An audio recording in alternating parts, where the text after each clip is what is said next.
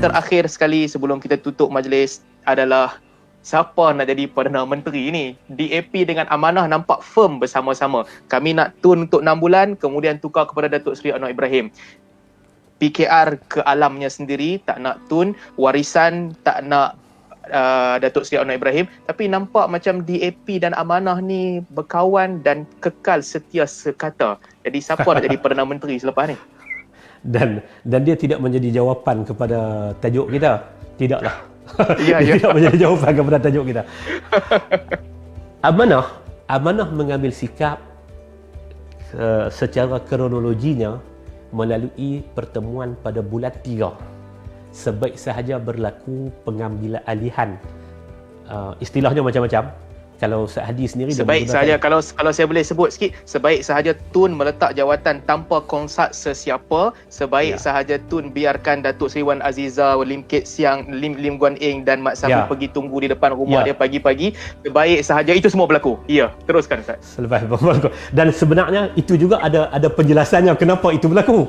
Tak apa, selepas itu kita membuat keputusan apa keadaan sekalipun kita mesti mengambil semula kerajaan ini.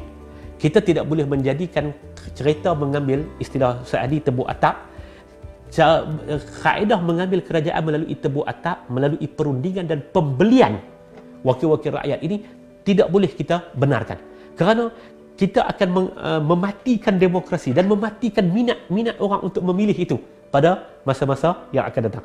Latar belakangnya Ustaz Salman sebut, saya ingat ketika buat program dengan Pro Media Tajrid juga, kata kemenangan Pakatan Harapan ditunggang oleh semua pihak. Betul Ustaz Salman? Betul? Ustaz Salman juga pernah sebut benda ditunggang oleh semua pihak. Jadi secara umumnya dalam masa 3 tahun Pakatan Harapan, setahun sebelum menjadi kerajaan, dan pada waktu itu sudah tentu kita akan berdepan dengan kita baru nak melalui proses ta'aruf dan sebagainya, dan kita baru nak terbiasa dan sebagainya.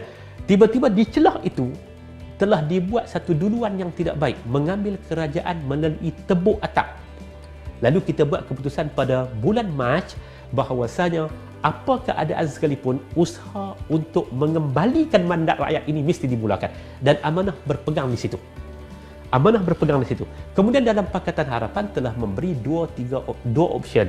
Optionnya adalah sama ada Datuk Seri Anwar Ibrahim dan Mukhris, dan ternyata itu tidak capai kepada jumlah dan angkanya.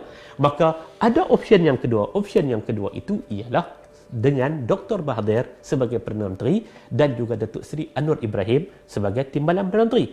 Lalu Amanah nak bermula dengan cuba melihat kepada option yang kedua. Itu. Jadi Amanah dia bukan isu kita bersama dengan DAP dan sebagainya. Keputusan itu adalah keputusan Pakatan Harapan. Sama ada kita nak pergi kepada option yang pertama dan tak boleh, dan tak boleh tu apa yang berlaku dalam perundingan, kawan ni tolak, kawan ni tak boleh terima, itu biasa dalam perundingan. Kita cuba nak berpindah kepada option yang kedua, dan option yang kedua itu nampaknya juga tidak disenangi oleh Datuk Seri Anwar Ibrahim dan juga PKR. Okey. Seterusnya apa dia? Seterusnya kalau kita tengok kenyataan kesemua pihak, akhirnya kita tetap akan balik, kecuali Tun Mahathir, kita akan kembali kepada meja rundingan untuk melihat kepada kenyataan mengembalikan mandat rakyat. Kalau boleh segera, kenapa kita nak tangguh? Itu mungkin yang kita letakkan. Kalau boleh buat segera, kenapa kita nak tangguh sampai kepada pilihan raya yang ke-15? Kerana kita tahu secara angkanya memang tak cukup. Angkanya memang PN tak cukup. Jadi saya ada banyak soalan sebenarnya bila masuk bab ni, terutamanya tentang keabsahan tebuk atap ataupun kelalaian sendiri. Banyak soalan tapi waktu mungkin tak mengizinkan kita tahap lebih daripada sejam bersiaran. Saya mengucapkan banyak-banyak terima kasih kepada Al-Fadhil Ustaz Ridwan, bersama-sama kongsi sudut pandang daripada Amanah, sebab Amanah ni terdedah kepada terlalu banyak fitnah, kritik, tribulasi, terutamanya daripada masyarakat Melayu. So saya harap sedikit sebanyak jawapan Ustaz ni mungkin boleh membuka minda orang yang mendengar dan juga menjawab beberapa persoalan yang berlegar-legar. Saya doakan yang terbaik untuk kejayaan politik Ustaz, insya-Allah di masa hadapan. Saya tak nak doakan Amanah dapat balik PH dapat balik kerajaan. Saya tak tahu mana lebih baik, PN ataupun PH, wallahu alam. Tetapi Ustaz, saya doakan kejayaan politik yang lebih baik. InsyaAllah doakan. Terima kasih juga kepada Terima Dr. kasih kepada Ustaz bersama-sama. Salman.